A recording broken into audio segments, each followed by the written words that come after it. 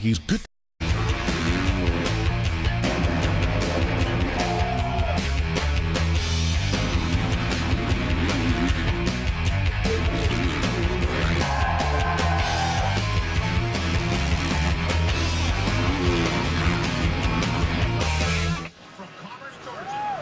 What a way to celebrate America's birthday, Independence Day weekend. Live coverage on Fuel TV, the Lucas Oil AMA Pro Motocross Championship. This is an American tradition, Redbud in Buchanan, Michigan, and the Rockstar Energy Drink National. So the fans come out here to celebrate Independence Day weekend. Occasionally this race falls on the 4th. This year that's coming up on Monday. But either way, motocross riders have great memories of this race and celebrating Independence Day. And we talked to them about that. My favorite 4th of July moment growing up was we had a local Supercross in Colorado, and it was always a good time. They had a little fireworks show, but more importantly, just racing. I grew up racing. It wasn't so much about the fireworks, but being with the family and growing up and experiencing those good times on dirt bikes and with mom and dad. My most memorable 4th of July moment was here at Redbud. We got into a firework battle in the hotel parking lot and kind of blew some stuff up, and it was a good time with the team and everyone, but we got into some trouble. It was fun. My most memorable 4th of July moment must be back in the day when I was like 12 years old, and we used to do fireworks all the time in Georgia, and my mom and my 2 aunts pinned down Big Brian and hog-tied him and shot firecrackers at him the whole day. So that was probably the most awesome. They stuck everything in his pockets, lit him off. The thing, he was blowing up everywhere. It was awesome. It was probably the best time ever. I'm not sure I've ever been hog-tied. What does I think that you mean? would remember I think you would know if you had been. I hope that's not incriminating evidence for these guys to say that all the things they just did. Throw a big pack of firecrackers at you, and yeah, this that race, sounds like a good time. I don't know how they do it down in Georgia, but that's what I call fun. Wow. We'll give you the big picture storylines. We're going to move to other topics as we move to our 450 class. And here it is. Ryan Dungey finally gets his first win of the series. It was last week in Colorado, so now we wonder, is the Ryan Dungey of 2010, who won a whole bunch of races in a row, here in 2011? Now, Josh Grant got hurt again. He crashed in practice and then hurt his knee in the first moto. We thought he might be out for a while, but he is back. Going to ride through the pain this weekend in Redbud. So good to see JG staying with it despite the injury. Ryan Villopoto, meanwhile, was the fastest rider in practice today. Not a big surprise. Villopoto, Dungey, and Reed have been swapping that fast qualifying spot back and forth all year long. So those are the stories and more that we will be following here at Redbud. And we're going to give you an idea of what this racetrack is like in just a moment. But first, we'll show you some of the riders going around. There's Reed, has the red number plate in the 22. And there's Josh Grant, who we thought for sure was going in for some knee surgery. Heard maybe a torn meniscus. But he's coming out here and he's going to give it a run anyway. Here's some of the facts about this race. They're going over Larocco's Leap. Right now they're doubling the 3-step triple jump here on the parade lap. And it's 120 feet if they go all the way across. And they will do that in the race. You'll see it in just a moment. Been racing here for nearly 35 years on the July 4th weekend.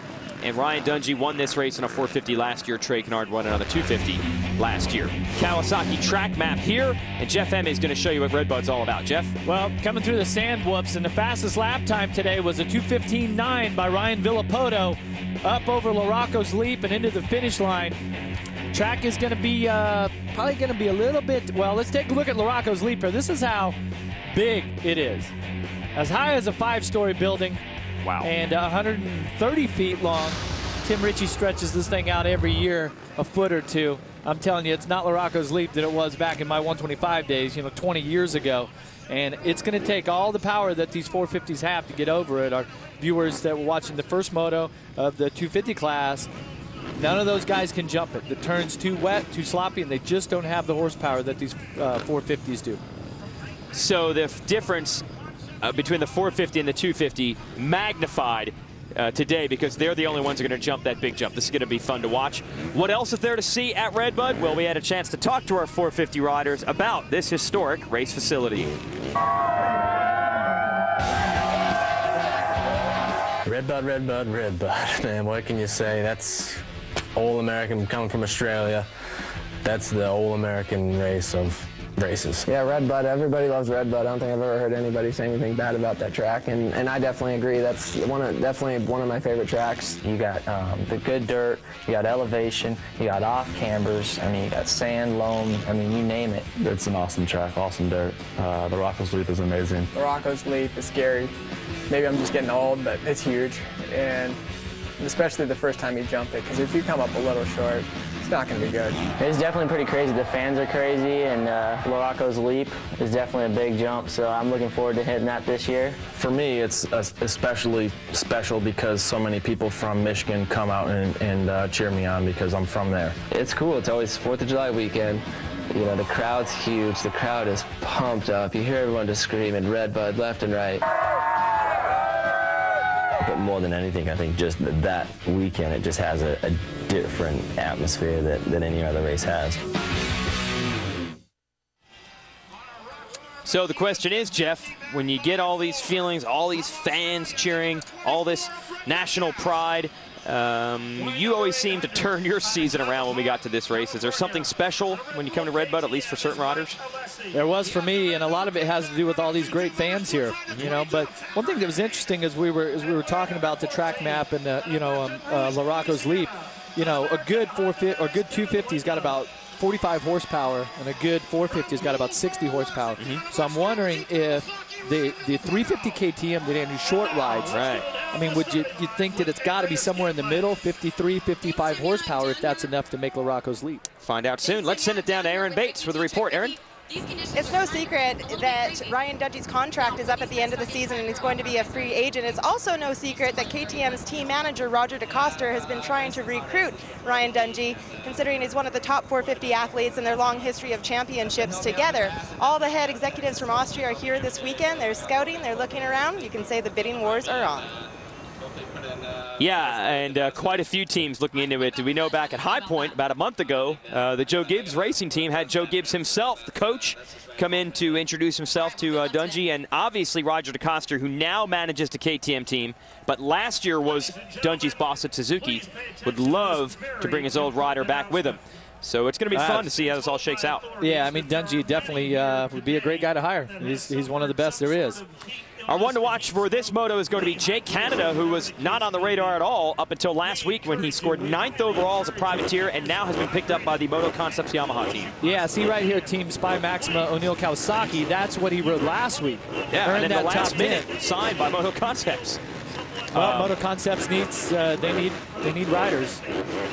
Now, Jake Canada is from California, so don't let the name fool you. But our own Aaron Bates is actually from Canada, and they did beat the United States at something. But Canada Day comes before Independence Day, so congratulations, Aaron. You guys won something. You're a couple days ahead of us. And we're getting ready to go racing here. What do you think about Canada? One race in the books this year, 9th overall. Now signed to one of the stronger teams out here. Is that a lot of pressure on the kid? Is he excited? What runs through his mind there? I hope that it enables him to perform at his very best. Got some great people on board there at Moto Concepts Yamaha. They've shown that their bike is dialed in. And you can see right there by the starting that he started right about in the middle. And he qualified about 17th, so not so bad. Let's go racing in the first 450 Moto live on Fuel TV.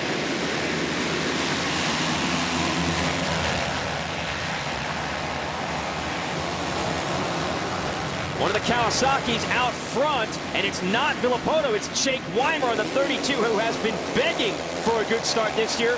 Finally has one. He's going to lead them around. Davi Millsaps right next to him on the Muscle Milk Toyota Joe Gibbs Yamaha. And it looked like Chad Reed, the 22, just behind them. Your reigning champion, Dungey, in 4th. And Millsaps takes the lead from Weimer. Millsaps started the year strong, had a podium at our second race of the year at Freestone in Texas. The last 2 rounds, things have not gone his way. Looking for a rebound now. Here goes Reed around Weimer for the number 2 spot. See if he slides up the inside here. Yep, nice clean pass. Dungey going to try to follow Reed through and get Weimer as well to move up into 3rd. The question is, where's Ryan Villopoto? We got 2 of our points leaders right up front, but the Kawasaki rider so far not in the screen. That was Metcalfe, who sits just behind this group in 5th. And Dungey does make the move on Weimer, so the number 1, the yellow Rockstar Makita Suzuki, up to 3rd to challenge Reed, who's in 2nd. Well, and a lot like in that first 250 moto for Will Hahn, get out front like that, and Weimer pace instantly was just too high for him. The intensity. I mean, Millsaps has had some really good rides this year, a second overall, and Freestone. This could be just what he needs to go out and try to win the moto here for Yamaha. He definitely has the talent to do it. No one doubts that. Davi Millsaps can run with anyone when he is on. Let's see if he is in this moto. To watch Dungey in third, trying to chase down Reed, who is in second. Now, next lap around, when we see a rider through those sand whoops, I want you to watch. These are the best guys in the world. Watch how still their head and shoulders are. They're even as they go across. They just let their body and the motorcycle work through those sand whoops. That was a pretty cool shot. There's Larocco's lead. That's a pretty cool shot. 130 feet out. Millsaps is the first to clear it. But, of course, Reed and Dungey do it as well right behind. One lap down here at Redbud. Davi Millsaps leads it. Chad Reed in another great position. Tommy Hahn, who has had an up and down season, and that, yes, is the older brother of Will Hahn, who we saw in the first moto. Remember, he hurt his ribs in Supercross, re-aggravated that injury a few weeks ago at Budds Creek in Maryland. So we're wondering if he may have aggravated that again, and every time Tommy seems to be making strides, something like that grabs him. Well, it's the same thing with the team, too, Moto Concepts Yamaha. I mean, they have hired guys. They've got, I mean, they're just peppering the circuit with different riders, but setback after setback, that makes it tough. And that's the thing that the best guys in the world, like Reed, Dungey, what they do is that they're consistently up front. They consistently ride every race. They don't have these big setbacks. They, you know, crawl into a hole or get into a deep hole that they have to crawl out of. We mentioned, as we watch Reed and Dungey battle for second and third, that there is a third rider there duking it out with for the championship. That's Ryan Villopoto, who was 37th at the end of lap 1. So we'll try to figure out what happened to Villopoto as we focus in on the leader, Millsaps. Get a little heat from Reed. Yeah, Villopoto, that one lap by being 37th was 45 seconds behind the leader. So no doubt he will make his way through. Wyndham was back there too. He was 35th as they came across the stripe. So this is a great opportunity for someone like Millsaps to take advantage of. Not only does he have the lead, but one of the favorites, Villopoto, who has incidentally won the last couple of first motos, is way back. So we'll see if Millsaps is able to take advantage. Talk about this section, Jeff. There it goes. You've seen Reed. He was kind of doubling through. But it's important for Reed here. I didn't hear that Reed was too pumped after last week, going 3-3. Some of his comments kind of led us to believe that, hey, just wasn't really, Colorado's not really his place, but I'd be happy with the third. I don't think that this Honda rider here, number 22, I don't think that he was happy with that third. And so we'll see as they get into this moto here, we're going to see just what sort of lap times. Oh, Reed almost off the track, makes a mistake. That's going to allow some pressure from Ryan Dungey as he closes right up on him. It's a critical portion of the race right now because we've seen Dungey get to Reed several times this year, not make the pass, and then he gets a little frustrated or even worn out. So we'll see if he can strike this time. Last lap around, which was lap 2 of the race, Millsaps turns a 2:13.7. Fastest qualifying time was Villopoto with a 2:15.9. So Millsaps over 2 seconds a lap faster. And then Reed and Dungey were both at a 2:14. But Reed did make that mistake. So that mistake was worth a second or two for Reed, so he definitely was on pace. Let's see if he can pull away from Dungey here. Well, I talked to Dungey last week after the win in Colorado, and a couple of rounds we've seen this scenario. Dungey all over Reed, not able to make the pass, and then Reed pulls back away. And Dungey was telling me it takes so much more energy when you're behind Reed because you can't see anything. You're just getting pelted with dirt, and Reed's blocking your view, basically. And he said he's hitting the bumps wrong, hitting the ruts wrong. He says he needs to make the pass quickly this time. Well, watch this section here. Whoops. Here we go. Villopoto over the ski jump. We'll try to find him here. 34th, they say. Look at his visor is missing. No doubt that he has been down on the ground here. Not sure if that was in the first turn or the first lap, but that visor is functional. It's not just fashion, okay? And you can see he's got quite a bit of mud up on the front of his helmet too, so it's going to make it even tougher for him to keep his goggles clean as he moves through. Watch a green bike in the middle of your screen is Villopoto. And Villopoto tumbling off to your right.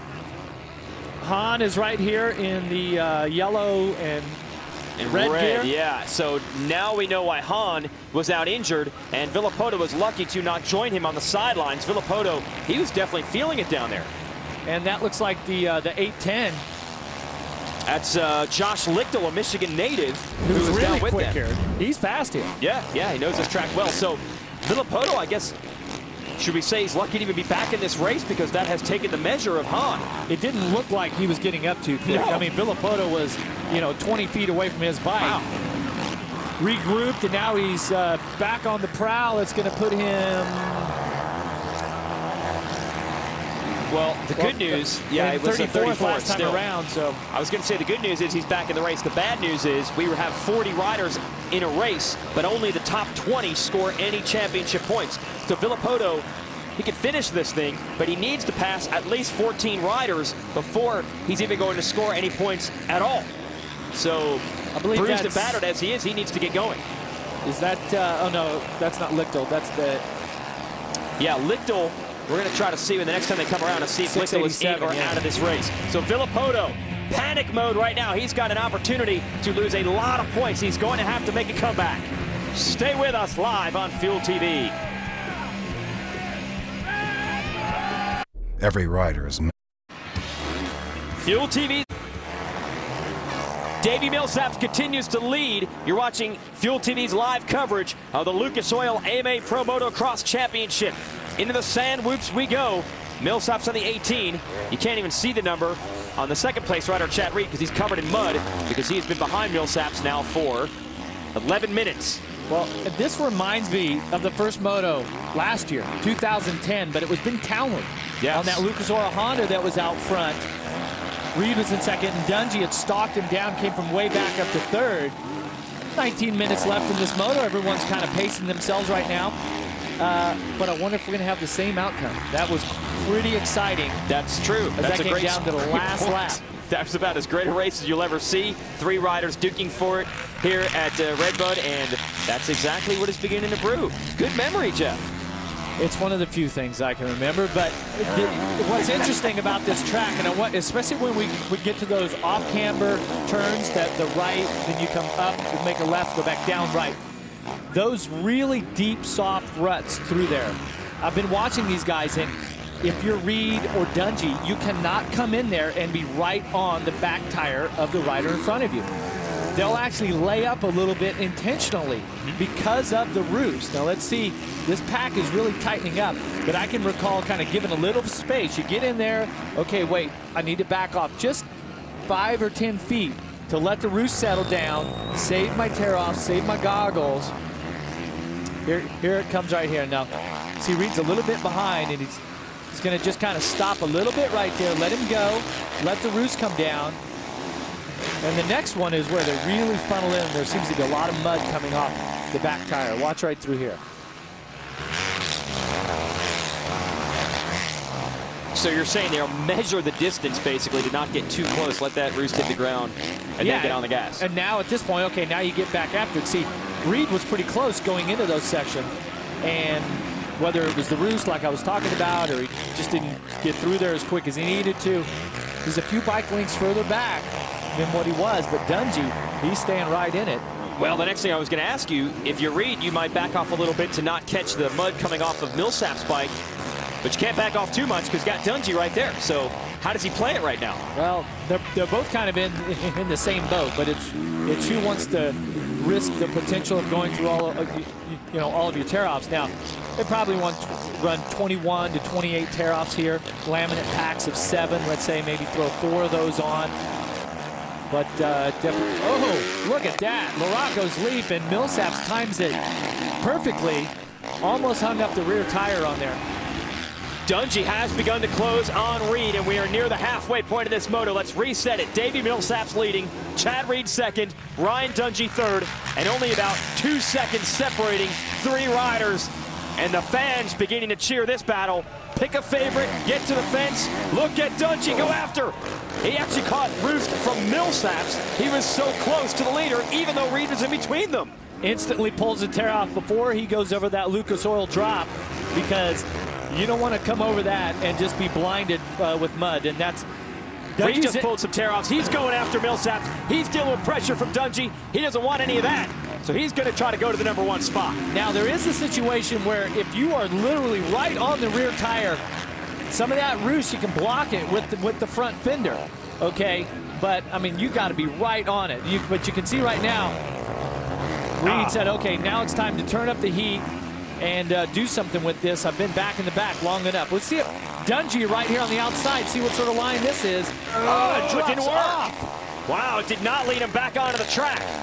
Meanwhile, we got a little bit of steam coming out of the bottom of Reed's bike, so a lot of different things to watch. And what we can't watch is Michael Byrne, who is out of this race, but he is with Aaron. Aaron?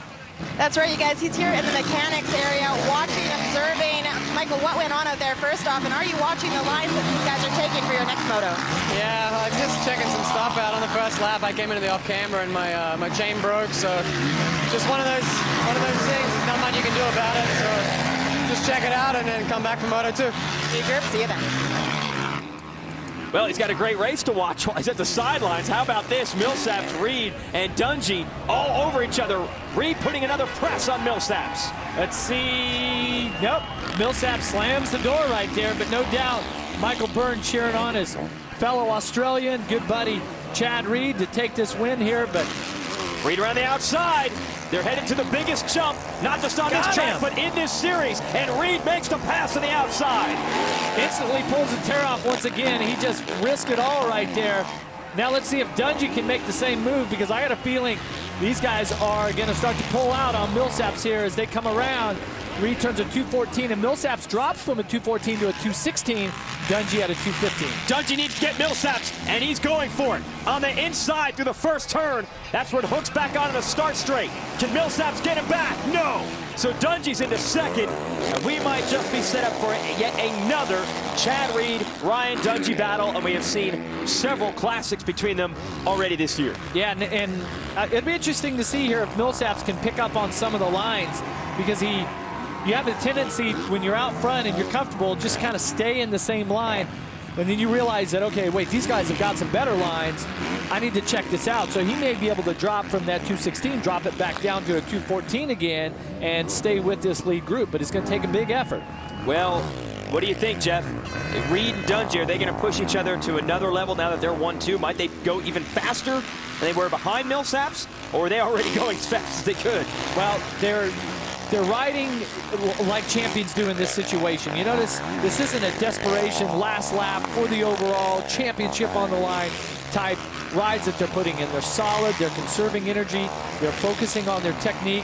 But I'll tell you, we did see a little bit of steam coming out the radiator overflow of Chad Reed's bike. Yeah. Possibly out of Dungey's bike too. 101 at the start of this moto, you know, humidity through the roof. Now, rough moto so far for Villopoto, who is still outside the top 20. Actually just got inside. He's now 18th. However, his teammate Jake Weimer is now out of this race, but he is down with Aaron. Aaron, what's happening with Weimer? That's right, guys. A tough break for the factory Kawasaki team. Jake, take us through what happened out there. We didn't see you crash. Yeah, no, I got the whole shot, which was cool, and was running up towards the front there, and just you know, something with the bike. I'm not really sure. You know, it's super hot today, so I don't know if something just overheated or what, but you know, no crash or nothing, just a little bit of a bike problem. I'm not sure what it was yet, but we'll be ready for the second moto. Well, tough break for both Monster Kawasaki riders. Then Weimer is out of this one, and Villopoto in 18th has got to make up every point he can, Jeff. So just talk about how critical these moments are for Villopoto. Every pass could loom large by the end of the year. Well, if he's in 18th right now, that'll give him 3 points. And it may not seem like a lot at this point, but especially in this type of championship where you're not just battling one guy for the title, it really seems to be a three-way chase right now. These three champions have separated themselves. So, yeah, and I mean, Villopoto's never won this championship. He's never ran a complete season in the 450, but so many motos, so many points on the line. You just never know when someone's going to have a bad moto like Dungey did. Reed so far hasn't really had a bad moto. Yeah, Reed would score 25 points if he wins this moto. Villopoto, who just moved up past Ben LeMay to get into 17th. Now Villopoto would score 4 points. So there'd be a 21-point difference between Reed and Villopoto if it ends like this. So Villopoto's got to keep charging forward. Lake Michigan, not too far from him. Oh, no, well, not too far from us. And right next to this kid who's got himself one that didn't get away. Stay with us. Has this ever happened? Lucas Oil AMA Pro Motocross Championship coverage continues here on Fuel TV. Share our one to watch. Jake Canada looking for a breakthrough run this weekend. His first ride with Moto Concepts Yamaha. He is running 11th. Just lost a spot to Mike Alessi, but Alessi is one of the stars of this sport, so nothing to be ashamed of there. Canada in 11th place. It's still a pretty strong run. Well, and it's nice to see Jake Canada here. He switched teams. Very little time on this bike. Yamaha's a completely different bike than the Kawasaki that he was riding, so it takes a while to get used to it. But that he's consistently right there at that spot, about 10 or 11. So it shows that last week's ride, even though we don't have, 24 motos under our belt to really get a true average, but so far so good. It's kind of about the speed that he's at. And that's great considering he's been a privateer. Now, as for Alessi, who's there in 10th on the orange KTM at number 800, he has had all sorts of bad memories from this track at Redbud, and I don't think he came here just to get a top 10, so he's probably not too pumped the way things have gone down in this one. And Canada, there you see in the Yamaha, remember they had Christophe Pourcel, the Frenchman, early this year. Pourcel raced 2 races for the team and didn't show up for round 3, so they let him go. He's now signed a deal to go back to his native Europe and race Kawasaki's there. And Kyle Chisholm, who was injured in Supercross, attempted to return from injury. He is still not 100%. So they've replaced Pourcel and Chisholm with Canada and Ben LeMay over at Moto Concepts. And here we're watching Alessi, and on the right side of the screen is the Lucas Oil Troy Lee Honda 144 of Christian Craig. And they're up and over Laraco's Leap. Battle is on here. Alessi's beginning to move forward, Jeff. I'll tell you, Laraco's Leap, these bikes quite a bit faster than the bike that I was riding not that long ago.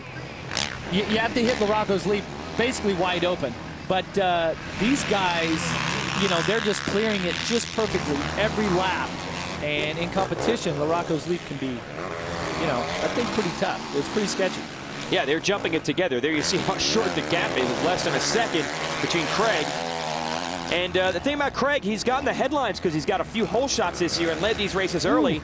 Whoop, little mistake, and he's held off riders like Reed, Dungey, and Villopoto for a few laps. But also, when he hasn't gotten the good starts, he has logged consistent top 10 rides like this. Although here comes Alessi down to the inside. Surely the short line will win out on that. That was good for about 10 bike lengths right there. You can see Craig kind of pulling up a little bit. Didn't put up too much of a fight at that point, but he also is riding within himself and saying, okay, if I have it, I'm just going to ride my best race right here. I'm not going to try to hang on to a position and go into the red zone, take my heart rate, my breathing, and just, explode it, and then consequently not finish the race by possibly crashing, something like that. So I like what Craig has been doing. He's starting to get his average up, being inside the top 10, and that's going to breed confidence for him. This guy's trying to bring his average up. Haven't seen much of Brett Metcalfe this year. It's been a good but not great early season, but definitely a good run for him here in 4th place. I don't know if he's going to have time to track down Millsaps. He's about 10 seconds behind him, but another veteran out of Australia is holding it down. And then we'll wait for our 5th place rider. It is Brayton. So the Joe Gibbs Racing Squad, Muscle Milk Toyota back, got to be happy about this. They've got Millsaps in 3rd and Brayton in 5th. Yeah, and Metcalfe has been inside the top 10 every moto, but not inside the top 5. Yeah. This will be his first top 5 moto finish of the season. And then next comes Andrew Short here on the 29 on that 350 KTM. As Alessi rides the 450. So we see Short try to bear down on Brayton to get inside the top 5. And we'll see maybe next time around how he approaches Laraco's Leap on that 350. The KTM folks say the 350 and the 450, they say the peak horsepower is the same. You just need to rev the bike harder to get to that horsepower number. So does that change things up riding style-wise? Well, and that's a situation where on the 450 displacement, if you can sacrifice maybe a little peak horsepower to kind of spread it out, get a little more low-end, low RPM torque, a little more horsepower down low as we take a look at Josh Grant. Or if we say, okay, we want to try to make the most peak horsepower, but we're going to sacrifice on torque and low-end horsepower.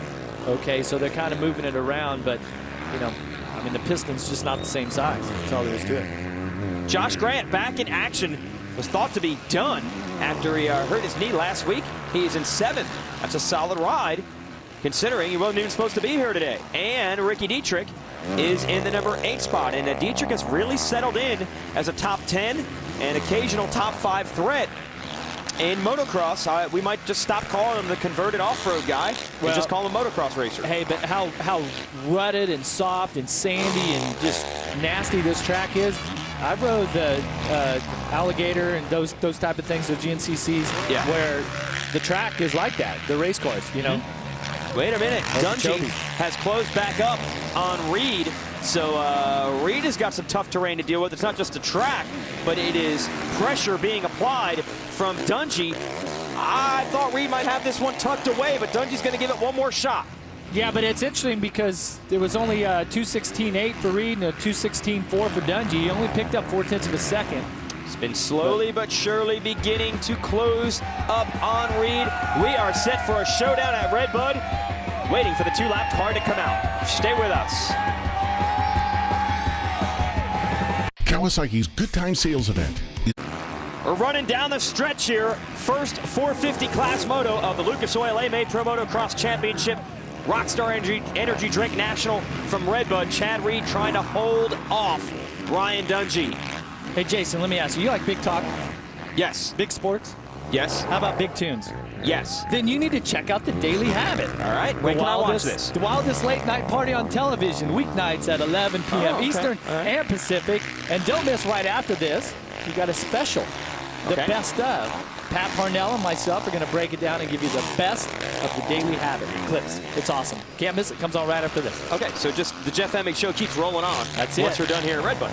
Cool. All pro, all day. Yes, you see gold everywhere you look. I don't know what's going on Chad there. Reed is beginning to try to pull away again from Dungey. It was 1.4 seconds. Now it's 1.8 seconds. That gives you an idea how evenly these two are matched on speed. Dungey's still there. And you know, I do see some pink in those numbers on the back of that jersey now. I'm kind of colorblind, color stupid. I'm not really sure what you call it, but Reed is starting to get smaller. If you're Ryan Dungey, he's starting to look smaller in the distance. And Dungey had just closed it up, starting to take some roost on. No doubt both of these riders, as they moved their way to the 1 and 2 position, went through quite a few tear-offs.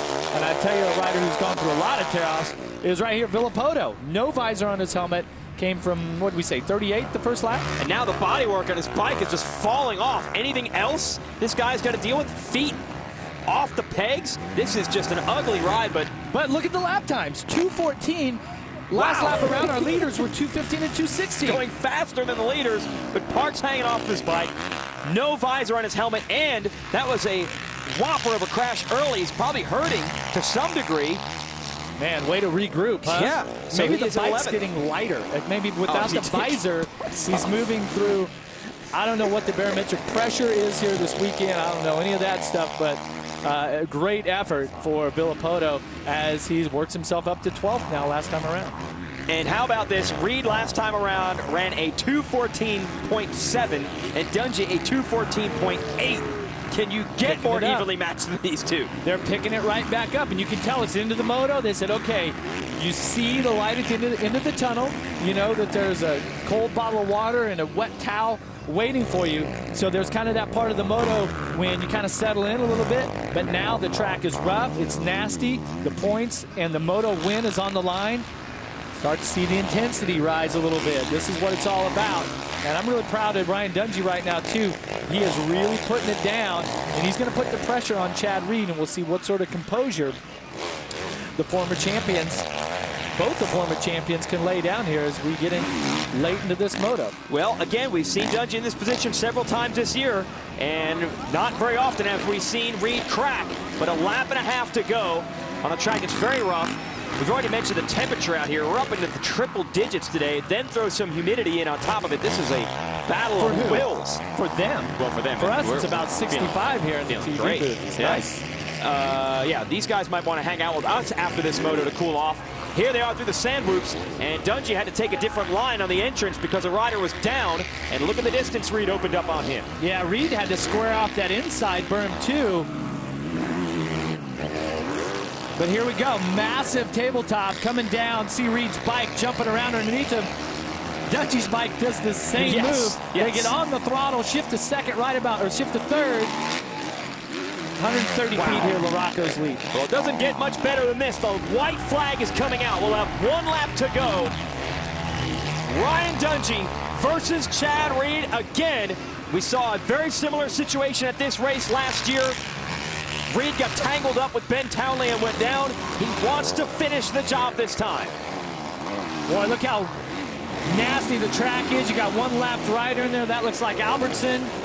Yeah, rough go of it for Albertson this time. Mike Osler, the mechanic for Ryan Dungey, says you can. He's got to get around Albertson first. That's what it's all about, Weege. It's about positive thoughts, believing in yourself, and it's, you know, keep telling yourself. I remember being in this situation where you're just thinking, okay, you can do this, stay with it, hit this turn right, go here, do this, you know, and you try to think your way through this whole thing because the mental game is so tough right now as your body is already taxed. The track is rough and gnarly. What more effort, what additional effort can you throw out at this point to try to win this moto? And somehow we are seeing it. Dungey is right behind Reed. They have both pushed the pace all the way down to the end of this one. And remember, Dungey needs points. Good finishes. He needs to gain those points.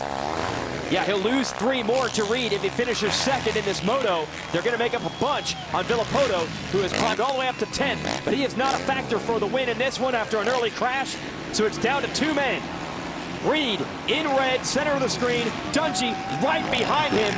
Does Dungey have a spot picked out? He's definitely close enough if he does. Reed's got some lapped riders in front of him. There's a couple of sections here where it starts to funnel down. Dungey is right there, Jeff, and Reed takes a look over his shoulder through the sand whoops. Only about 4 Dungey's turns got left. A good drive right here. You see Chad Reed working the Honda, Dungey working the Suzuki to the outside. This is a lot of momentum. Dungey around the outside. Can he get the lead? Wheel to wheel. They scrub together. Dungey's on the inside, and Reed chops him off. Now headed to Larocco's leap. Will they negotiate it side by side like they did that table? No. Reed able to maintain the spot. 2 turns to go. Dungey comes up just a little bit short on Larocco's leap, and that's going to give Reed a little breathing room headed towards the finish. And that might be all Reed needs.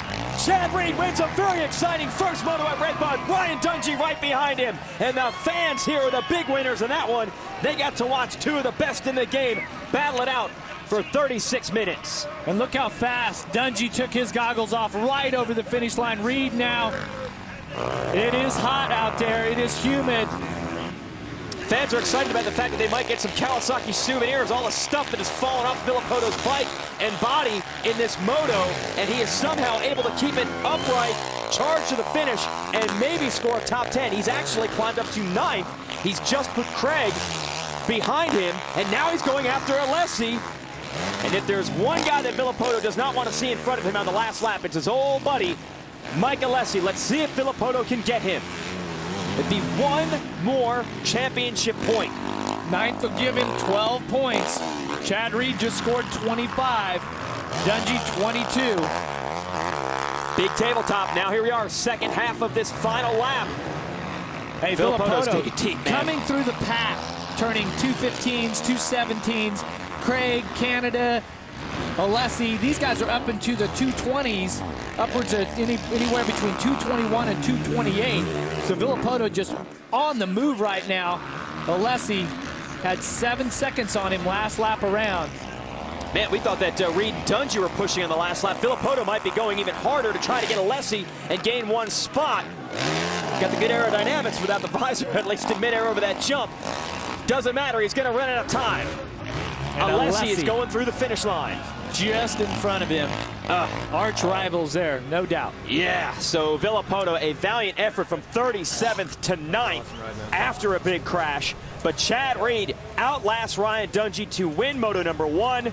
We'll talk to him when we return. What a race. This is how close it was with 3 corners to go. This was it. This was for the win. Dungey around the outside. Reed squeezes him off and holds on. Doesn't get much better than that. We'll be right back to talk to our race winner when we return to Fuel TV. Has this ever happened to you? A car. Lucas Oil AMA Pro Motocross Championship has just wrapped its first 450 moto from this Rockstar Energy Drink National at Redbud. And Chad Reed, this guy, you can knock him down, but he always gets back up. Here's last year at Redbud. On the last lap, you've got a battle on your hands. You got Ben Townley on the 101, Ryan Dungey the number 5, and Chad Reed is in third on the green bike. Then watch, Townley's gonna go down and collect Reed with him, and somehow Dungey escapes with the lead and the win. Frustration for Townley and Reed. Here we are 1 year later, and Chad Reed repays Ryan Dungey and beats him for the first moto win. Let's send it down to Aaron with Chad. That's right, you guys, always some amazing battles. And Chad, 1 year ago, we just saw that footage with such an amazing battle take place. Do you think that this place owes you one? No, you just have to be in the right place at the right time. That's what racing's about. And came down to the last lap, and man, I miss BT out here, actually, bringing that up. But Dungey was on fire last year, and we got a little better equipment and a lot better equipment, and just I'm more comfortable and just having a blast out there. It's being fast is one thing, man, but you got to be really smooth, pick your lines. It's super gnarly, and getting past is tough. So I was out of tear-off, so I knew that Dungey was going to be out of tear-off, so I was just trying to take full advantage of that. Speaking of being on fire, he was bringing the heat at the very end of that race. Did you feel any of that pressure? I don't know if it was him bringing the heat or this Redbud bringing the heat, but man, it's hot out here, and I just want to give a huge shout out to my wife, Elle, and my little guy, Tate, and Jenner at home. I miss you guys, wish you were here, and all the sponsors, all the guys at Bellray, TwoTwo Motorsports, Honda, Mitch at Pro Second, the guys at Dunlop. We gambled a little on tires, and I think that paid off. Another bounce-back win for Chad Reed. It was a rough one for him last week in Colorado, and he responds by going back to victory lane today. We'll be right back. Let's have sex on top of her. Welcome back. Lucas Oil AMA Pro Motocross Championship coverage here on Fuel TV. It just finished a fantastic first 450 moto, and we'll show you exactly how it went with our race recap. Kawasaki up front off the start, but it's not Ryan Villopoto who's one of the big favorites in this tour. Instead, it's actually his teammate, Jake Weimer, is going to lead them through, Jeff. Davi Millsaps gets a great start also. Chad Reed's up there along with Ryan Dungey. And then big trouble for Villopoto. He and Tommy Hahn tangle. There's Villopoto on the right side of your screen tumbling. He's hurt. Lichtel was in there too, but Villopoto way to your right. Hahn would go out of the moto. Villopoto, who's still on the ground, would get back up and turn some blistering fast lap times. Millsaps led to about a halfway point. Then Reed put on a charge. There he is on the outside. And the man on the number 22, Honda, would take the lead. And then Ryan Dungey would follow him past Millsaps to get into second and keep the pressure on your leader. So we come to expect these battles between these two, but this might have been the best yet. Last lap, here we go. Dungey tries to go around the outside, and watch Reed almost goes down, stays in the throttle, and stays in the lead. And holds it all the way to the finish. That's how close it was. 1.5 seconds, the final margin between Reed and Dungey. And speaking of Dungey, let's send it down to the podium with Aaron Bates. That's right, Ryan Dungey pouring on the pressure all the way down to the final lap there. But Ryan, you had said earlier that you need to make things happen earlier in the race. Do you feel that you made that happen here? I feel like I did, but I didn't. I got by, and once Chad got into first, I was able to get into second, and tried to make it happen. I just couldn't do it. But we got one more moto coming up, and prepare for that one. You guys will notice that he's wearing the Oakley Hero sunglasses. It's a foundation, the Infinite Hero Foundation is dedicated to honoring members of our military who have made heroic sacrifices to protect our freedom. Watch the best Kung Fu Cult Classic films every Saturday, only on Fuel TV. That's late night at 11 p.m. Eastern and Pacific. Go to fuel.tv for movie titles. Yeah. Lots of great stuff coming up here on a Saturday. We complete all these motos. We got racing, Kung Fu, the whole thing. Let's go back down to the podium with Aaron Bates. It's the second time this season that we've seen Davi Millsaps make it up here to the podium after a moto. Davi, it's halfway point of the season, and you're 5th overall in the standings. Is this when we see Davi Millsaps really turn it on? I hope so. That was the first ultra I had in forever, and it was just cool to be out front. I wasn't used to that pace for the whole time, and I just want to thank Muscle Montoya, JGR, and everyone else out there. I really appreciate it. Congratulations on a strong performance. Show you the results here from this race that just completed. We, of course, know that Reed, Dungey, Millsaps were 1, 2, 3. Brett Metcalfe, great ride for 4th. And Brayton, Millsaps' teammate, another good ride. He's in the top 5. Josh Grant was not even supposed to be here today with a knee injury. Finishes 7th. And Ryan Villopoto from about last to 9th with parts falling off of his bike and his body. Amazing ride. Take you through the rest of the top 20. Shane Sewell and Travis Sewell, a couple local boys in the top 20. Yeah, Wyndham was up from about 35th up to 12th, so pretty strong ride for him also. Jake Canada was our one to watch, 11th place. Fantastic ride for him. They're pumped in the Sewell brothers. They're being in the top 20. They're both Indiana natives, so not too far away. Ricky Dietrich lost. It was in the 8th and went back to 22nd late in that one, so tough luck for him. Fredrik Noren, our visitor from Sweden, 24th. He just missed out on championship points. So did Evgeny Mikolov there, the Russian rider, who finished 21st. And then tough luck for the riders right here at the end. Michael Byrne lost a chain. He was 40th. Hahn crashed out. Weimers ran into some bike problems. He finished 36th. Tough race for a lot of these riders. Ryan Villopoto made the best he could of it, but he's going to have to bounce back in Moto 2. We've got a lot coming up later on here tonight. We'll have our second 250 Moto coming up on speed, so you definitely want to watch that. And that's what it's all about in motocross. You've got to be consistent through a wide variety of motos. And that's what Reed and Dungey have done this year. They've continued to battle, but they've kept the bikes up front. Whoever wins, the other guy finishes second, so they're keeping the points close. That's why they got to keep watching all year long. It's definitely going to be exciting. We're glad you could join us for 2 straight hours of live motocross coverage on Fuel TV. We'll take a weekend off, and we'll see you in 2 weeks at Millville, Minnesota. For Aaron Bates and Jeff Emig, I'm Jason Wygant. Congratulations out to our moto winners, Chad Reed and Blake Baggett.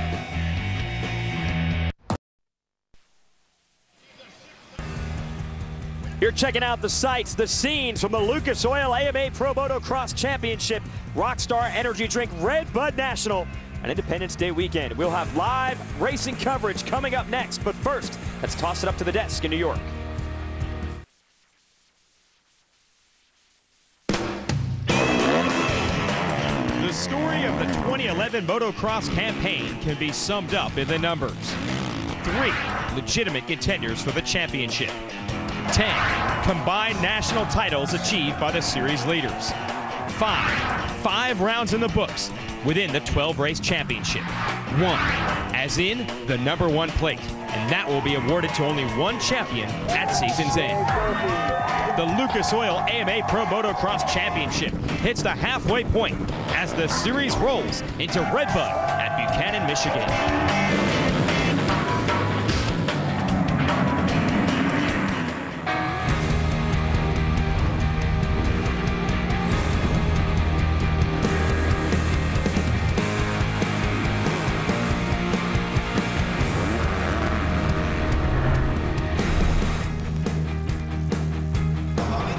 Just a few miles north of South Bend, Indiana, home of the University of Notre Dame. It's round 6 of the Lucas Oil AMA Pro Motocross Championship, the Rockstar Energy Drink, Red Bud National in Buchanan, Michigan. Hello, everyone, and welcome to NBC's live coverage of AMA Pro Motocross. Jason Wygant, joined by a pair of elite athletes, Jamie Beswick and Jeff Emig, here for one of the crown jewels of American motocross racing, Red Bud.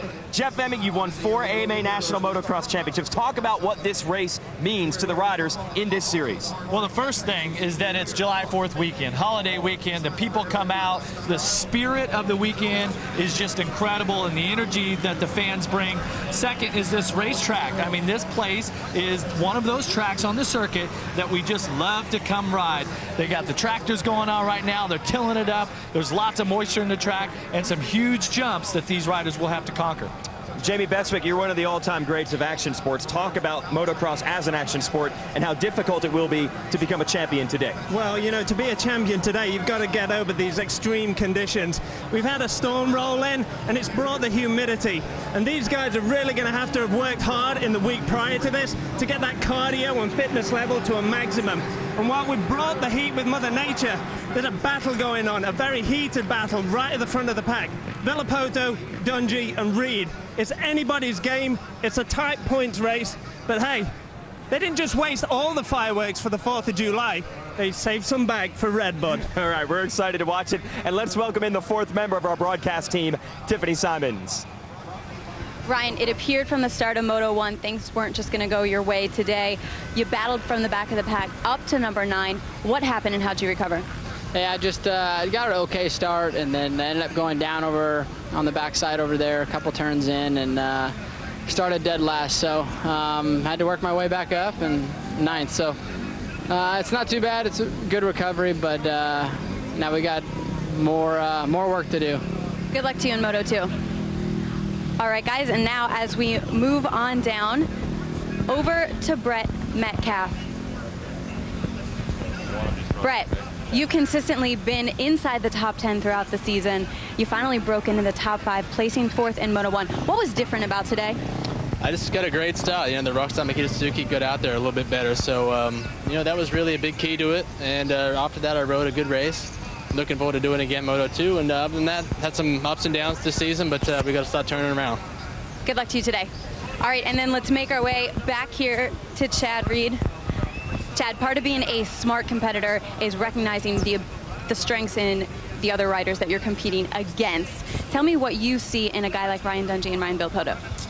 I mean, they're both strong guys. You know, they bring it every weekend, and they're just dangerous. So you got to be there. You know, like last week, I was off the pace, and then this week I'm trying to bridge that gap. You know, every time on the track this week, we've had different suspension, and we're chasing. You know, we're not content. I want to be better. I want to be faster, and to go faster, I need to be comfortable. So just trying to use my used knowledge to you know, make the smart choices on race day.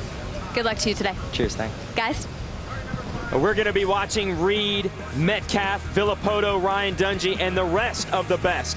The fastest dirt bike riders in the world are gathered in Redbud, and we're going to cover it live. Lucas Oil AMA Pro Motocross Championship is brought to you by Lucas Oil. Made in America, sold to the world. By Makita, 40 cordless tools, one 18-volt LXT lithium-ion battery. By the Air National Guard. You can learn more at goang.com. And by Kawasaki and the 2012 KX 450F. Fully equipped and race ready.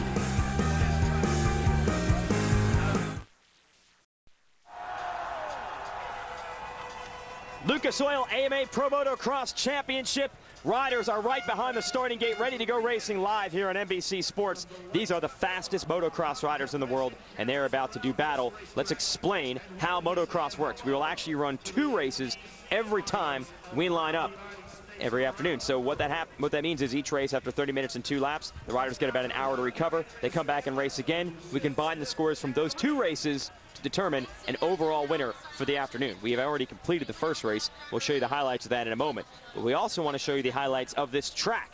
So our Kawasaki track map is here to do that. Jeff Emig, talk about Redbud. Oh, this is a great track.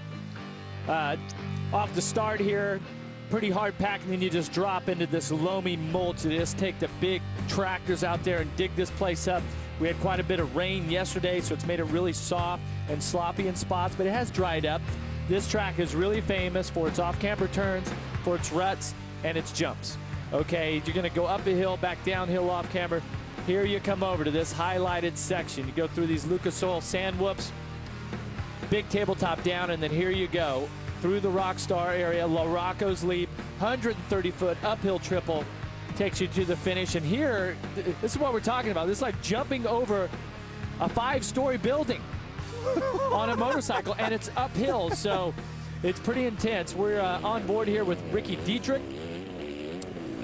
The Moto Concepts, or yeah, he's a Valley Motorsports Yamaha. Got the GoPro Hero on board. There's that big tabletop that you're talking about, leading to the massive La Rocco's Leap. Yeah, this is earlier today in qualifying practice, and see, you're trying to get a drive out of this turn.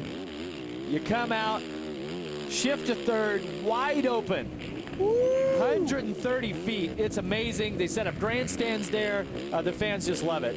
You don't want to come up short on that one. It's the biggest jump that they have in the American Motocross Tour. Meanwhile, we mentioned that Moto 1 is already complete a little bit earlier today. We'll give you the highlights. 2 things you'd expect. Someone's going to grab a whole shot, get an early lead, and then you'll see some crashes. That's the way motocross works. You get the start, you take advantage. Jake Weimer on the green bike, number 32 in the lead. And the 18 and Davi Millsaps are up front, but the riders who didn't get the starts are down. Rolling, tumbling on the right side of your screen is Ryan Villopoto. Tommy Hahn in the middle with the red and yellow, barely able to get back to his feet. So Villopoto and Hahn were way back, while these riders, Millsaps, Reed, Dungey, Weimer were up front. And you can see it wasn't just the other riders they have to battle, but the obstacles on the track and the roost and all that soil coming up. And this is Chad Reed taking the lead over Davi Millsaps. And he did it over the big Larocco's leap. But then Ryan Dungey followed him through. He got around Millsaps, so we were set. The 22 of Reed, your 2009 champ.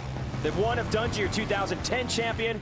Ready to go at it. As for Villopoto, Jamie, this was an amazing comeback for him. It really was, but it's such a tough day. He got a terrible start when he needed the best start. Yes. You know, he's really tight in points against Reed, and he knows now he's given Dungey a clear shot to gain some big ground, you know, and that's imperative in this title race.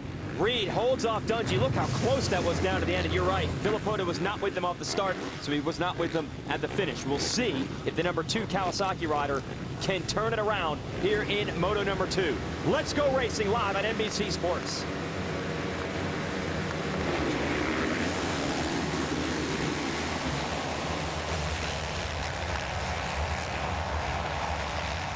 Thundering through the first turn, and Villopoto indeed does have the start, putting the green fender of his Kawasaki into the number 1 spot. With Dungey and Reed right there, all the favorites, Jeff, are up front. Davi Millsaps was 4th, made a little mistake, but all of the top players from Moto 1 are there. Add Villopoto into the mix. We've got the championship battle right here. And this is right what Villopoto wants to do. He wants to stretch his legs straight away and gap all the big hitters that are coming behind him, because he knows Dungey has already, he's sitting in great position after that first moto. Reed, he won. He's got to gap them now in order to just gain some ground on these guys. Mike Alessi is 4th on the Red Bull KTM, and then 5th is the Rockstar Suzuki of Brett Metcalfe. So those are your fast 5. A little mistake from Villopoto, your leader. Dungey on the 1, closes up with Reed in the 22 right behind him, Jeff. Well, it's going to be a chess match right now, and what they need to do is they need to make a move on Villopoto, because he has that ability, especially on a track like this, to check out. He has got some amazing speed when it comes to motocross, and he can really lay it down when he has to, and he showed in Moto 1 he can turn as fast laps as our winners did. And that was the thing, you know, he had a big crash in Moto 1. It took him out. He sat on the sidelines. Yet at the end of the race, he was still putting in fast lap Look after at this. fast lap. Sorry to interrupt, Jamie, but Mike Alessi has struck, and he has gotten around Reed. So we were wondering, can anyone run with the fastest 3 men in the game? Well, now we got a fast 4, because Alessi is a factor. Reed obviously made a mistake, and Alessi got by. And for Chad Reed, sense of urgency right now, if he wants to win this moto or the overall, he really has to get on it. And you can see he's doing anything he can to try to get past Alessi straight away, not wasting one bit of time. Yeah, he definitely can't let Dungey get too far ahead, otherwise he knows the consequences of Dungey's actions. So get past Alessi, all's good, but Larocco's lead today is absolutely going up. The crowds down there are absolutely insane. I mean, it's the 4th of July weekend. Everybody's here to celebrate Independence Day, but they just celebrate anybody clearing that jump. The way these riders are hammering into the first lap, you'd think that the race just ended. They're racing to the finish, but this is a marathon, not a sprint. We'll race for 30 minutes and then go 2 additional laps. But Reed knows you give Villopoto and Dungey an advantage of even 1 lap or so, and they will pull away from you. Then it's Metcalfe, and he's got Josh Grant right behind him. Grant had a knee injury, wasn't even supposed to be able to race today. He is toughing it out. There's Metcalfe on the 24, the yellow bike, and then Grant on the red. Yeah, and Millsaps, who led Moto 1 for a majority of the race, started 4th and now has slipped all the way back to 7th here. Metcalfe, a veteran out of Australia, starting to feel the flow here a couple rounds into this series. Speaking of the flow, Reed has found it, and that has allowed him to close back up on Alessi. But while they're battling each other, leaders are getting away. Yeah, the leaders are really starting to check out right now, and that's bad news for Chad Reed, because he needs to start with them. Having Alessi, who was off the pace in the first moto of what the leaders are, it's kind of a roadblock, and there's some of these spots right here that you're just taking the roost in. There's not really a lot of passing area. So Chad Reed, when we go to the other part of the track where it opens up, he has to make that move, and he has to close that gap, or the leaders will be gone. We watch Grant battling Metcalfe right now to get in the top 5. And the thing about Alessi, Jamie, he's one of the hardest riders to pass. He's one of the best starters in the game, so he is used to dealing with pressure from fast guys like Reed. He will not just let him by. Grant going after Metcalfe. Great racing all over the place. Yeah, definitely. You know, it's great to see Josh Grant coming back. You know, it's only a few years ago that Grant was taking the win from Reed. But yeah. We talk about Reed, you know, right now he's had that rhythm disrupted by Alessi. He needs to get back, he needs to focus, and really just work on those smooth lines that took him to that first race victory. Josh Grant had a torn ACL in January, missed 6 months of racing, came back for 2 weeks, and then hurt his other knee last week, and we thought he might be gone for the rest of the series. He is riding through the pain today, and you cannot tell. He is trying to get past Metcalfe for 5th. That guy is an animal. I mean, mentally, he's unbelievably tough. I mean, these guys have to be physically fit, but it's also the mental side of things. And to come back from such an injury and then get re-injured again, yeah. I mean, that right there can be destroying for any rider. But Josh just showing everybody that he's one of the toughest competitors out there. Then you've got Millsaps here in the 18, Muscle Milk Toyota Yamaha. That's the Joe Gibbs racing team. He was leading the first half of the first race today, but then second half, Reed and Dungey got by him. But Millsaps has shown he has the speed to run with just about anyone in this game. And he looked really good, but I think, you know, after speaking to a couple of the guys from JGR, they said he got nervous about being out front. It's not a position he's really accustomed to. And to add to that, a little bit of arm pump, you know, all these factors just play on that guy.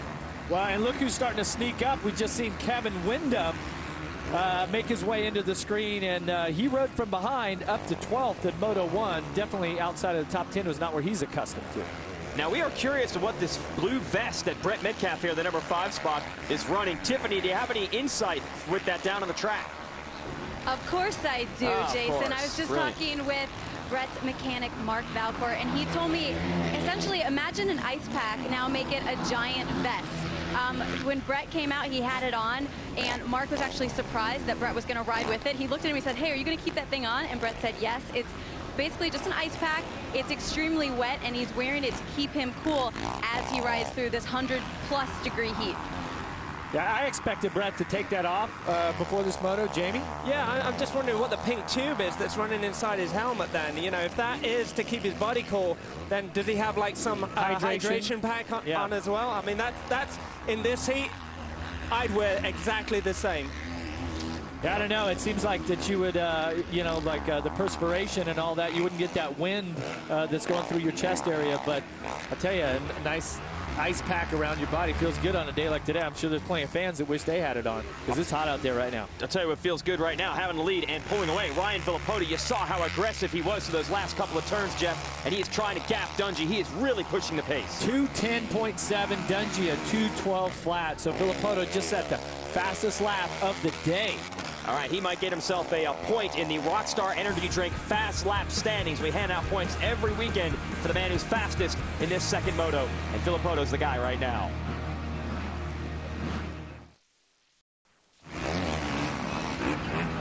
The Lucas Oil AMA Pro Motocross Championship rolls on here. Live coverage from the Rockstar Energy Drink National at Redbud Trail in Buchanan, Michigan. Ryan Villopoto right now, the Monster Energy Kawasaki, kid out of Washington State, is trying to pull away from his main challenger, Ryan Dungey, kid out of Minnesota, who is in second. Now earlier, Tiffany had a chance to catch up with a special guest, Tiffany, with Brett Benasewicz. Well, guys, I am here with Brett Benasewicz, who's one of the up-and-coming BMX stars on the Dew Tour. Brett, we're only a couple weeks away from the start of the season. Give us a little bit of an idea of what your goals are leading into 2011. My goals for this year on the Dew Tour are like top 3 in both park and dirt. That's really what I want. Same thing as last year. Which you had a great season last year. You actually have been to Redbud a couple of times as a kid. Tell us about that.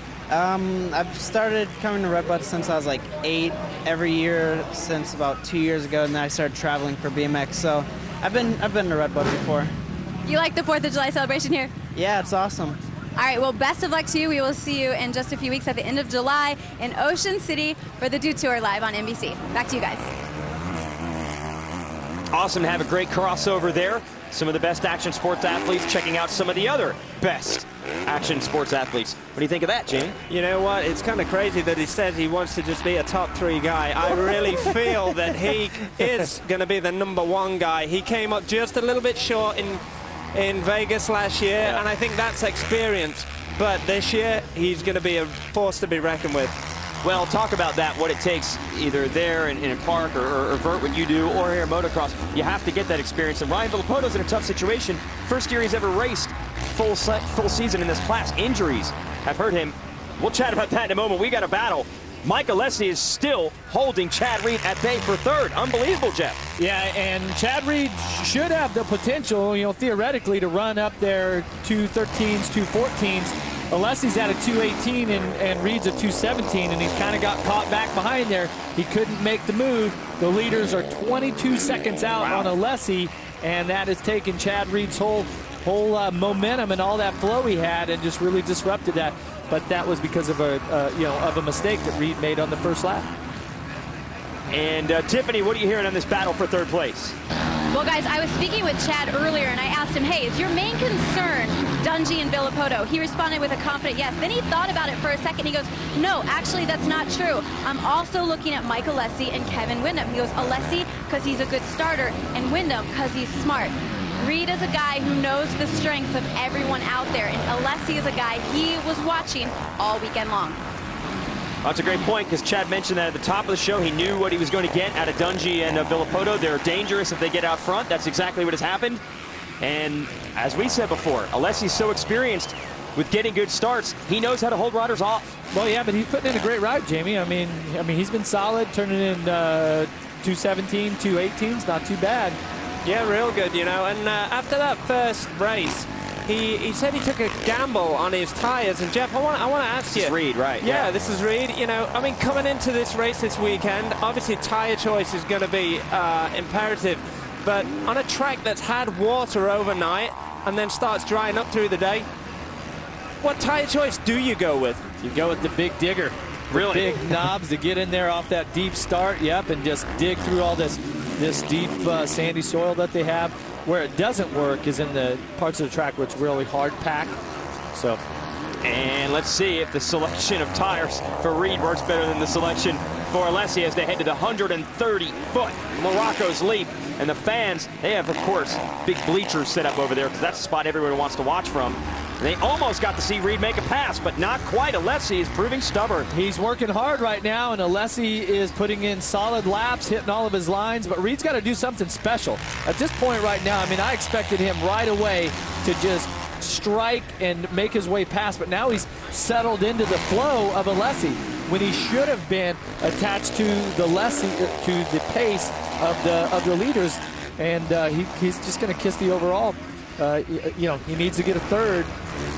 Yeah, we'll remind you folks of this a couple times throughout the afternoon, but we count the scores of both races to determine an overall. If Reed gets a 1st and a 3rd, he will still win this race for the afternoon because Villopoto had such a terrible first race, but man, Reed almost threw it away. Yeah, there's a huge game of cat and mouse right now because Reed just looks like he's holding back just a little bit. He doesn't want to get too close to Alessi, especially in the part of the track we're coming up to now.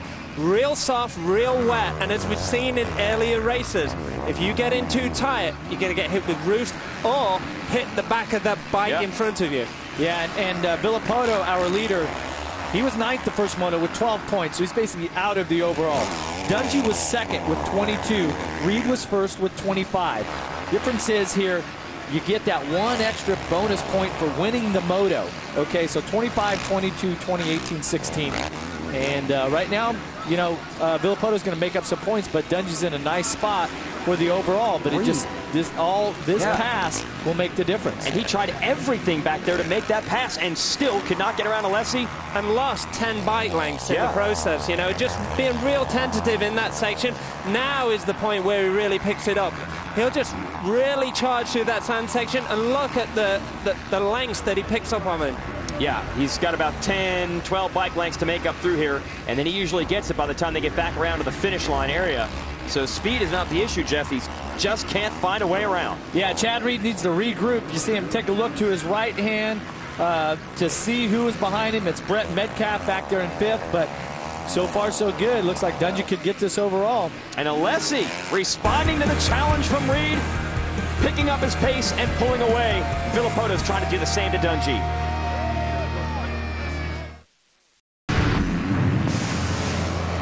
And they mentioned Suzuki bringing these riders to the ranks. Ryan Dungey has been a Suzuki rider since he was a kid. And here he is with the #1 plate as your defending series champ in the biggest, most prestigious motocross series in all the world.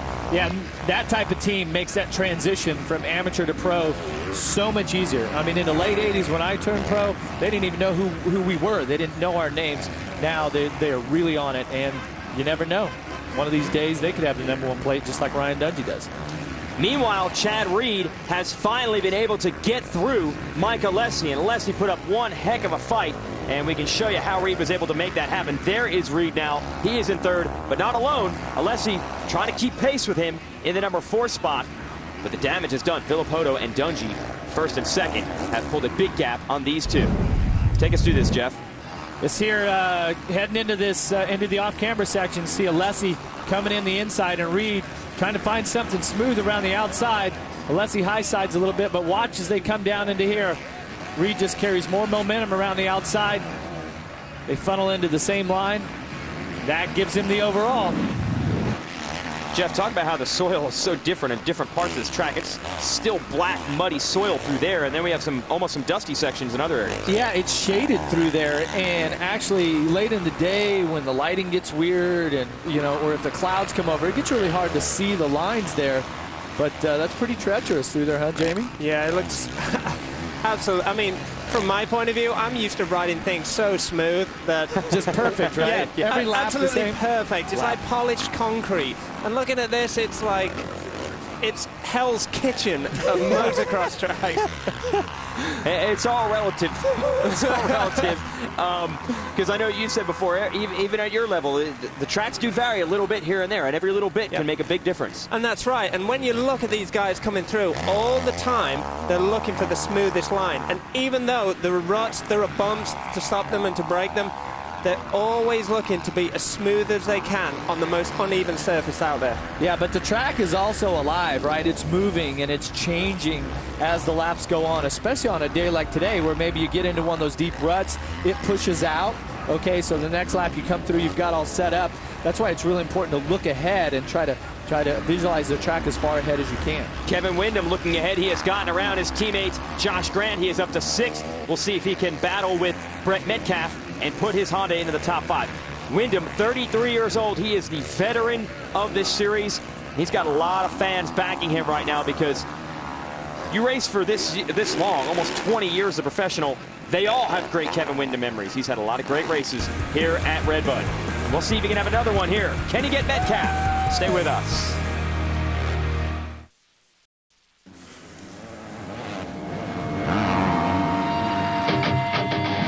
I'm Ryan Dungey. I'm currently 21 years old. I'm from Belle Plaine, Minnesota, and I reside in Tallahassee, Florida, and I race professional motocross.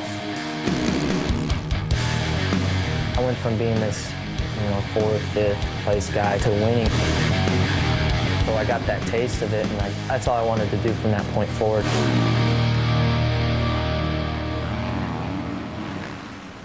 Check out more of that, the Ally Show on allysports.com. That's the official web home for this, the Lucas Oil AMA Pro Motocross Championship. Ryan Villopoto is leading the way.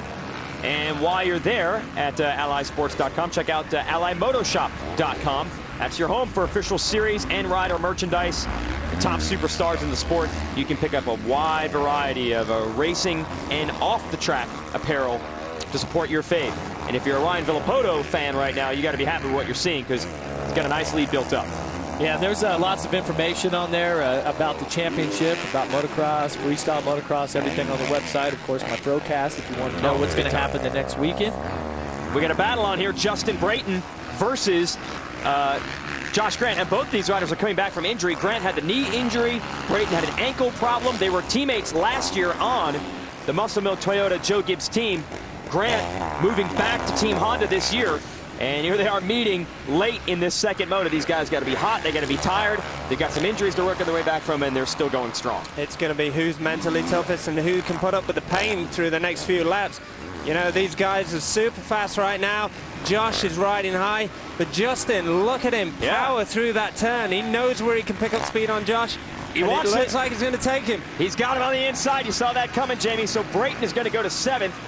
Grant, you got to figure, Jeff, got to be feeling it. Again, he was scheduled for knee surgery this week and decided to come race. Yeah, he pulled up right there. You could see his body language just kind of said, okay, I've had enough. I couldn't match the pace here of Brayton, but I'm going to just try to keep it on 2 wheels and finish this thing out. Next up, the other KTM rider, we saw Alessi, who is running 4th. Here is Short in 9th, and Jake Weimer 10th, and that is a great battle between those two. And Jeff, touch on the fact that they're all riding 450cc bikes, the big engines, except Short, who's running a 350. KTM squad is a little bit different concept here. Yeah, watch the 350 right here. Let's see Short upshifting. Larocco's leap, 130 feet. Oh, he has 100 cc's less in the KTM 350 than they do the 450. KTM makes 2 different machines there. They perform pretty equal, actually. Yeah. Pretty good bikes. And just most people would say, well, why would you want a smaller bike? But in motocross, the biggest, gnarliest, heaviest machine isn't always the best way to go. Not always. And with the 450s, they could make more horsepower than what the riders can ride. Right. And so the thing with the 350 is it's a little bit lighter. You should be able to kind of throw it around a little more and use all of the horsepower. And Short able to hold Weimer at bay. They are 9th and 10th. Good battles all over the track here at Redbud. The fans are happy to see it. South Bend, Indiana is only about 15 minutes from here. So maybe come join us live in person. Check out the campus of Notre Dame and then come watch some great motocross racing.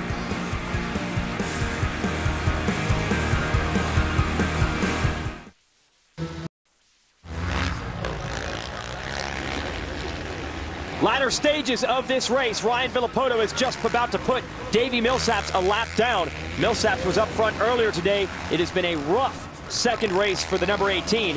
As for Villopoto, he had a rough go of it in our first race, finished 9th, and bounces back now, leading our second moto. And if you folks are new to motocross, oh no, Josh Grant is out, and he looks to be in pain again. This kid has been struggling with knee injuries. We've seen this look on his face too often, boys. You know, that's really tough for Josh. Maybe he should have gone for that surgery after all. You know, yeah. It's great to go against doctor's orders, and you know, the team, they want the best for you. But the rider, he always wants to go out there and give the best for the team. And sometimes, you know what? Even after coming back from a long injury, getting re-injured, you have to step aside and say, I've got to do what's best for me. I probably need to get this fixed in order for me to be 100% for the team. It's just frustrating, though, because around this time of year is when a lot of the contracts go out for 2012. So you want to perform in this second half of the summer to get yourself set up with a good team and a good deal and a nice paycheck the next year. And it's hard to do it when you're hurt. Tiffany, what's happening down there in the Honda pits? Josh, obviously you're in a lot of pain. Can you tell us what's going on with your knee? Yeah, last weekend I guess in Colorado I ended up tearing my ACL, and it sucks. It's a bummer. I mean, it's kind of hard to hear, but you know, it sucks that I get the best ride of my career at the worst time of my life, and it's hard. You took a risk coming out here today. Do you think it was worth it? Yeah, you know, I mean, I need to come out here and show my speed, and I know that I can run up with those guys, and it's just hard to do that when you're sitting at home on the couch trying to recover from injury after injury, and it sucks. So I don't know. I'm gonna go. We got a week off, and I'm gonna see whatever I can do. I don't know. I gotta just run it for the rest of the year.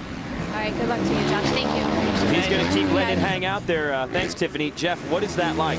To put it all on the line like he did today? Well, you can see the frustration with the emotions on his face coming out. That he said it perfectly. You know, he's got the best ride of his career, yet he's having one of the worst series of his career. And it's frustrating, you know, because he's got a family, you know, wife and a son and everything to take care of, and his career is just not going in the direction of what his potential is. Definitely, but you know, Josh Grant is one of those names that he's just a great racer, and I think even if he took the rest of this season off, he would get a factory ride just because everybody knows his potential. You know, JGR saw him, and they saw Josh Grant as the guy that would take them to the next level, and he did. And I think any factory looking at great riders, they're going to look at Josh Grant and think exactly the same way. Well, it's amazing how quickly things change in this game. 2 years ago, Grant won this race at Redbud. Now he is beset by injuries. Ryan Villopoto missed this race the last 2 years with injuries of his own. It is such a grind to race motorcycles on this terrain at this speed, week in, week out. And Ryan Villopoto knows the dark side of it as well. He might be out front here, but he knows an hour and a half ago, he was on his head and barely able to finish a race. And it really goes to show you that 100% of the time you have to be in perfect condition. I mean, nobody shows up perfect. Everybody's always got something going on. But a race is 100% focus, and if you're not 100% physically fit, you know, your chances are very slim. Villopoto had some heat early from Ryan Dungey. He logged some very fast laps, rode the edge as only he can. Very few riders able to take these big 450 bikes, Jeff, and ride it as aggressively as Ryan Villopoto. And although he missed the last 2 years with injuries, those are really only from from 2 big crashes in 2 years. He doesn't have a history of a lot of crashes. Unfortunately, he's had a couple of big ones, but he keeps it on 2 wheels considering how hard he rides. Hey, this is one tough dude. Yeah. I wasn't sure when we saw the crash footage from Moto 1, I wasn't sure that he was even going to get back on the bike. Next thing you know, he's back on without a visor, number plates and parts falling off the bike. Yeah. And he was logging about 3/4 of the way through the first moto. He was logging the fastest lap time as he was coming through the pack. So incredible desire and determination. Larocco's late for the last time. He's going to salute the fans, and they're going to salute him back as he has treated them to a great show. Ryan Villopoto struggled early today. He picked himself up, dusted himself off, and comes back to win the second moto here at Redbud. Every time we think we've got an answer in this championship chase, it all switches around. Now Villopoto's the man to beat, and we'll talk to him when we return.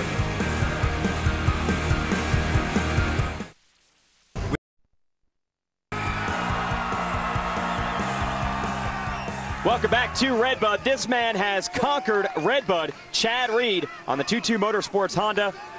Round 6 of the Lucas Oil AMA Pro Motocross Championship. We'll give you the Lucas Oil race recap. First, we have to remember that Reed won the first race earlier today. Now we go racing for Moto 2. Ryan Dungey puts the yellow Rockstar Makita Suzuki up front, but he's going to get passed here by Ryan Villopoto on the green bike. They battle in the second turn. That would loom large. Reed would get to third, but he'd be passed by Mike Alessi. And as Alessi and Reed battled for that third and fourth place spot, that allowed Villopoto and Dungey to pull away. And it was a great race. Took Reed till late in the moto to finally make this move on Alessi to finish third. Josh Grant, who came in here with a knee injury, supposed to get knee surgery, decided he wanted to try it. He was in 7th place, but had to pull out in obvious pain. Tough break for the kid from California. Meanwhile, Villopoto, with that pass he had on Dungey through the second turn, was able to hold it all the way to the end. So, Ryan Villopoto wins this second moto. We'll give you the results. So it looks good for Villopoto. If you look at this chart we're going to give you here are the results because he has the win. Dungey second, Reed third, Alessi and Metcalfe top 5. The problem for Villopoto is he had a bad race earlier today, so he won't win the overall. Meanwhile, let's send it down to the podium with Tiffany, who has Ryan Villopoto. Ryan, congratulations. First of all, you get that elusive second moto win. You had a very wide range of emotions today. How taxing was it for you? Yeah, you know, like didn't get the greatest, didn't get to have the greatest first moto. You know, just had to work my way back up from last, and that's definitely hard on the body to you know, come from last, push the whole time. So you know, my goal was to get, you know, 2 good motos, and I felt like I rode hard both motos, and just can't thank everybody at Monster Kawasaki. Dunlop for the great tires, Parts Unlimited, Thor, Oakley. It's pretty sweet glasses they gave me to wear up here. So you know, to everybody, thank you. And guys, as he just mentioned, those Oakley glasses, they are there for a special reason. They represent the Infinite Hero Foundation. And this is a foundation dedicated to honor members of our military who have made heroic sacrifices to protect our freedom. A great way to say Happy 4th. Yeah, both Villopoto and Ryan Dungey running those shades today in support of the troops. It's a great thing that Oakley has done. Here are your overall results. Villopoto will end up 3rd for the day, and in the championship standings, he will lose 8 points to Reed. However, he has shown he has the speed if he can keep it off the ground in any of these motos. He just might be unbeatable. But then every time we think we have it figured out, they change it. Let's send it back down to Tiffany on the podium. Chad, consistency paid off the first and the third. What was it that Alessi was doing that made it so difficult to get around him? I knew once he got around me, the race was over. You know, just I think we all love this track, but it's a very one-line track. You saw the same in the first moto with Ryan. You know, Ryan could get alongside, but he couldn't really make a pass. And so I just tried to play smart, and I was gauging these guys, hoping that Ryan wasn't going to get Villopoto, and I could go 1-3 and get the overall. So, man, hats off to all the guys. Every time on the racetrack today, we made changes. I think the gamble in that last one, we were a little off, but you live and learn, and I'm pumped, man. All the guys at American Honda, thank you. TwoTwo Motorsports, Bellray, and I just want to say hi to Ellie at home, and my little guy Tate, and my sister-in-law Gianna Bly. What's up? Hats off to you. Congrats. Show you the point standings here. Reed not only the winner for the day, but he continues to be the winner in this series. It's a 16-point gap over Villopoto and Dungey, but that is a small margin when you consider we're only halfway through this tour. And speaking of Ryan Dungey, he's on the podium with Tiffany. Ryan, looking at your face, it looks like more disappointment than excitement. What's going through your mind? I mean, definitely, they're excited. You know, 2-2 on the day, can't complain. And just really unfortunate that second moto. I wasn't making it happen. You know, just no excuses. Just wasn't there to give Villopoto a run, and I wish I would have been. But you know, 2-2 on the day. Rockstar, McKee, all the guys, the man above, and my family. A lot of people want to make this work, and just want to say thanks to all them guys. And it's fun. We got a long way to go, and just got to keep pushing. Thanks, Ryan. Thank you. Guys. Thanks, Tiff. And this battle between the Ryans and Chad Reed will roll on, and we'll show you the upcoming schedule, not only for this series, but also the Dew Tour. We'll have the Pantech Open coming up July 23rd, 24th. We'll have more motocross from the legendary Unadilla Valley Sports Center in August, and then the Portland Invitational Dew Tour coming up that same weekend. So that'll be a fun, action-packed Ally weekend on NBC Sports. Well, these fans had a lot to celebrate, not only the Independence Day weekend, but also some great motocross racing on arguably America's best motocross track. We're so glad you're able to join us as we brought it to you. For Tiffany Simons, Jamie Bestwick, Jeff Emmett, I'm Jason Wygant. Congratulations out to our second moto winner, Ryan Villopoto, and our overall winner and current championship series leader, Chad Reed. Thanks for watching the Rockstar Energy Drink National from Redbud.